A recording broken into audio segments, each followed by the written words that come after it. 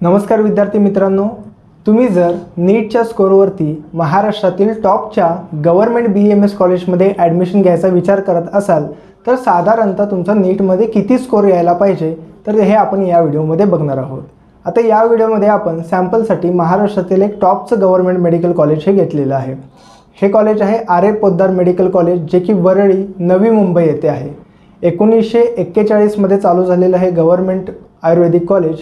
या कॉलेजमध्ये साधारणतः 125 सीट्सचा इंटेक आहे, ज्यातल्या 15% सीट्स ह्या AA CCC म्हणजे ऑल इंडिया काउन्सिलिंगमधून भरल्या जातात व राहिलेल्या 85% सीट्स ह्या फक्त महाराष्ट्रातल्या मुलांसाठी असतात, ज्या की स्टेट काउन्सिलिंगमधून भरल्या जातात। आता या कॉलेजमध्ये नीट 2023चा काय कट ऑफ लागलेला आहे बघा। कट ऑफ म्हणजे काय तर लास्ट विद्यार्थी ज्या विद्यार्थ्याला या कॉलेजमध्ये ॲडमिशन मिळालं, SC कॅटेगरीचा कट ऑफ होता 455, ST category 322, NTC 509, NTD 520, OBC 520, EWS 550 आणि रेअर केसमध्ये ओपनचा कट ऑफ EWS कॅटेगरीपेक्षा थोडासा कमी गेलेला आहे, तो होता 512।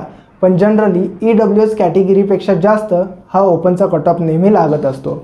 सो तुम्ही यावर्षी जर ॲडमिशन घ्यायचा विचार करत असाल महाराष्ट्रातील टॉपच्या गव्हर्नमेंट BAMS कॉलेजमध्ये तर तुम्हाला साधारणतः हा स्कोर एक बाउंड्रीचा स्कोर म्हणून तुम्ही कन्सिडर करू शकता। जर तुम्हालाही हा व्हिडिओ आवडला असेल तर आरंभ करियर ॲडवायझरच्या यूट्यूब चॅनलला सबस्क्राईब करा।